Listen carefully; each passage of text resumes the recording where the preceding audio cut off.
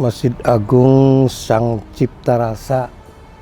Sang itu artinya yang diagungkan, cipta itu dibuat, rasa itu digunakan gitu ya.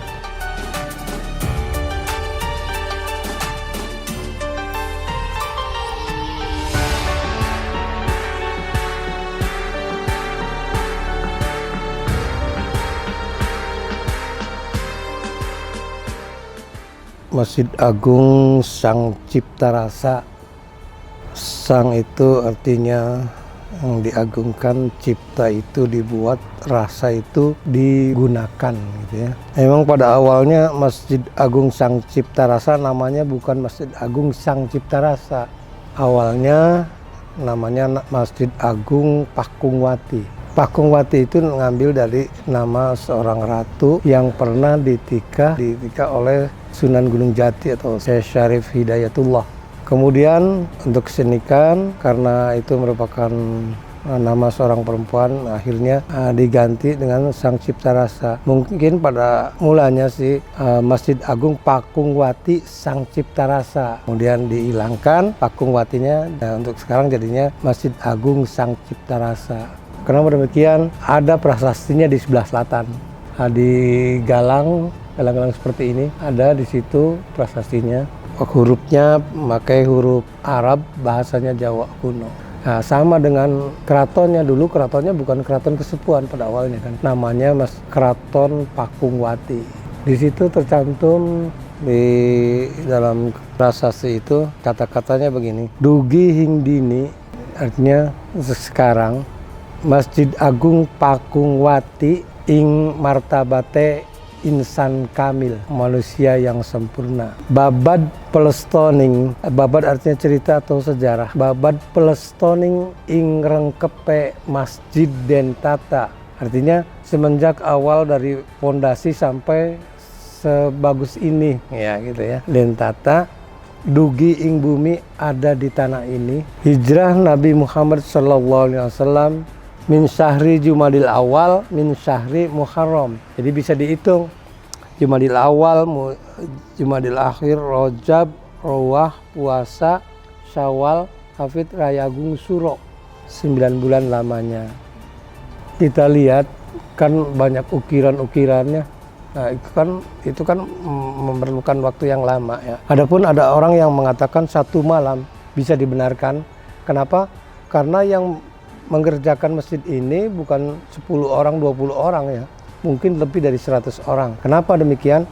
Karena bukan saja dikerjakan oleh masyarakat Cirebon sendiri yang berada di sekitar sini, tapi dibantu oleh bekas prajurit Kerajaan Majapahit yang pernah ditaklukkan Kerajaan Demak. Itu sebagian prajuritnya dikerahkan ke Cirebon membantu dalam melaksanakan pembangunan Masjid Agung ini. Kemudian bisa kita lihat di sini ada mimbar ya, 2 mimbar. Sebetulnya 1 dulunya. Mimbar ini seusia masjid ini, jadi bersamaan dibuatnya dengan masjid ini. Nah kalau yang ini duplikatnya karena usianya kan udah tua sekali ya. Usia masjid ini ada 3 versi. Yang pertama, Sultan pernah mengatakan tahun 1480, kemudian pernah juga mengatakan 1498, kemudian yang terakhir adalah 1500 Masehi. Itu ada 3 versi. Tentunya kan udah tua ya, tua sekali. Ini buatan Cirebon sendiri, yaitu dari Kaliwulu, Cirebon.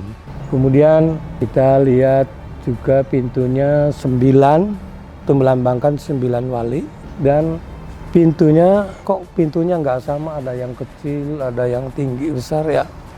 Nah itu istilah Jawanya andap asor. Jadi orang itu jangan merasa tinggi ya, jangan merasa pintar gitu ya, karena di atas langit ada langit gitu ya. Terus kenapa kok tiap hari dibuka cuma 1 yang kecil lagi ya? Itu sebenarnya dari semenjak saya belum lahir itu sudah demikian keadaannya. Itu menurut orang tua itu sengaja demikian. Kenapa? Yang kecil yang dibuka karena kita masuk masjid, masuk rumah Allah harus sopan menunduk gitu ya. Masuk dengan menunduk. Mengingat yang satu, ya perihal yang satu, yaitu apa? Kematian. Dan kematian itu tidak memandang besar, kecil, ya tua, muda, ya. Dan waktunya kapan saja bisa terjadi, gitu ya. Lagi olahraga, meninggal banyak. Nah, seperti itu. Jadi mengingatkan kita tentang kematian untuk merangsang supaya kita lebih banyak lagi beribadah. Terus di sini juga ada salah satu keunikan, yaitu ada Saka Tatal. Saka Tatal adalah karya Sunan Kalijaga yang maksudnya itu untuk pengingat-ingat kepada kita, atau istilahnya nasihat sebetulnya. Itu dulu menurut saya bukan berarti dulu itu kekurangan kayu, bukan. Jadi itu ada unsur kesengajaan, sengaja dibuat oleh Sunan Kalijaga yang maksudnya untuk memberikan nasihat untuk generasi kita ini, generasi yang sekarang. Bahasa Qur'annya wa'tasimu bihablillahi jami'aw wa la tafarraqu. Jadi umat Islam itu jangan sampai bercerai-berai, ya. Jangan sampai gontok-gontokan, bersatu. Itu lambang persatuan yang satu, lambang kesatuan. Jadi jangan sampai karena perbedaan-perbedaan mazhab gitu ya, timbul saling menyalahkan dan akhirnya berseteru dan akhirnya timbul perpecahan. Dan itu tidak diharapkan, ya. Kita berpegang teguh pada tali Allah. Apa itu tali Allah? Itu Al-Quran dan hadis. Itu yang pertama. Yang kedua, tatal. Nah, kita sebagai makhluk sosial selama hidup ini sudah berbuat apa terhadap masyarakat? Dan apa yang dikenang oleh masyarakat setelah kita meninggal nanti, ya. Tentunya yang diharapkan adalah kebaikan-kebaikannya. Sebagai contoh, para aulia kita, ya, karyanya sampai banyak menghidupi orang banyak, ya. Sampai terkenal ke dunia luar, ya. Seperti juga contoh yang lain, orang biasa seperti proklamator kita, ya. Proklamator kita, Bapak Soekarno, itu namanya sampai mendunia, sampai terkenal. Dan juga masjidnya di sana dibangun dan sebagainya. Kemudian yang ketiga, orang yang amalannya udah rusak. Artinya pemabuk, ya, penjudi, pelacur, masuk masjid, ya. Jadi jangan sampai mereka itu dihardik atau dicemoohkan atau disindir gitu, ya. Toh mereka juga masih bisa kita raih, masih bisa kita berikan pelajaran agama. Insya Allah akan sama dengan yang lain, sekalipun dari dekat masih nampak kelihatan kekurangan-kekurangannya. Ya, bisa kita buktikan bahwa Saka Tatal itu bukan hasil dari serutan kayu, kemudian lintingannya, ya, dikumpulkan terus ditempelkan, kemudian dibuat sedemikian rupa yang besarnya disesuaikan dengan saka-saka yang lain. Itu dulu itu semua renjul, semua itu yang masih asli, semua renjul itu membuktikan bahwa dulu itu belum ada alat penyerut. Ini galang-galang yang ini yang udah halus, ini berarti ini udah diganti. Kalau sakanya masih asli. Memang saka-saka ini dulunya tidak cuma segini, ya. Ada beberapa yang udah diambil. Lebih dari 10 saka yang diambil. Dulunya ada yang rangkap 2 gitu, ya. Kemungkinan karena kurangnya kayu yang untuk pengganti. Misalnya memesan kayu yang setua ini itu agak sulit. Akhirnya dicetuskan untuk mengambil beberapa saka yang sekiranya mungkin diambil satu itu tidak ada pengaruhnya apa-apa terhadap bangunan ini. Pernah saya lihat itu lebih dari 10 tuh. Saya lihat ini bulatan-bulatan ini, ya, bulatan-bulatan yang di bawah saka ini. Ini bukan artinya bukan tertanam itu, ya, tapi hanya numpang di atas batu ini. Jadi saka ini di bawahnya ada besi, ditancapkan besi, kemudian batu ini dikasih lubang. Nah, seperti itu. Jadi cuma numpang aja. Racek ini namanya krapyak. Di belakang juga namanya krapyak sama. Yang di depan, yang di sini untuk sholatnya Sultan Kesepuan beserta keluarganya.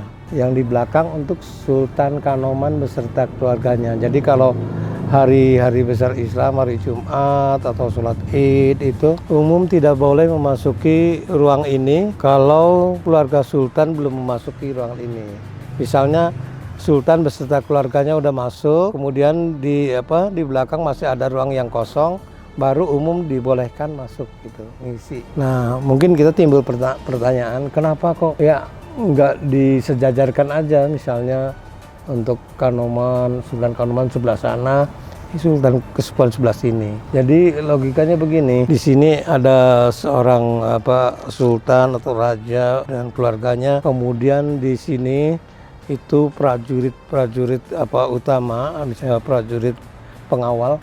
Di sana juga ada raja atau sultan dan keluarganya, kemudian prajurit pengawalnya. Masyarakat yang di tengah merasa tenang, merasa aman gitu. Jadi masing-masing bisa menopang gitu ya tentang keamanan. Nah, yang ini seperti riak gelombang air laut ya. Kemudian di tengahnya gunung dan di tengahnya lagi matahari. Di sini diartikan mungal, mangil, mungup. Mungal itu adalah segara atau lautan. Seorang imam atau seorang pemimpin gitu ya, tidak saja fasih baca Quran, tapi juga diperlukan juga tentunya wawasan yang luas gitu ya. Makna dari laut itu artinya wawasannya luas, baik wawasan agama kemudian umumnya juga. Seorang pemimpin atau imam ibaratnya seperti mungal tadi, mangil itu gunung, harus mempunyai jiwa yang tegar dan tegas. Jadi jangan sampai sekarang kita mengatakan A, besoknya beda lagi B. Jadi seorang pemimpin harus mempunyai jiwa yang tegar dan tegas. Jadi tidak mudah terombang-ambing oleh situasi dan kondisi. Kalau dalam Al-Quran diterangkan di situ haram, ya udah, itu adalah ketentuan hukum dari Allah. Kemudian mungup itu matahari, artinya seorang pemimpin, seorang imam itu harus bisa menyinari umatnya, artinya bisa membuat rasa aman, membuat rasa tentram, membuat rasa damai. Seandainya misalkan ada suatu kericuhan atau keributan, ketidakberesan di tengah-tengah masyarakat, seorang imam atau seorang pemimpin harus bisa menengahinya atau bisa mendamaikan, menenteramkan, menenangkan situasi. Tentunya seperti itu yang diharapkan.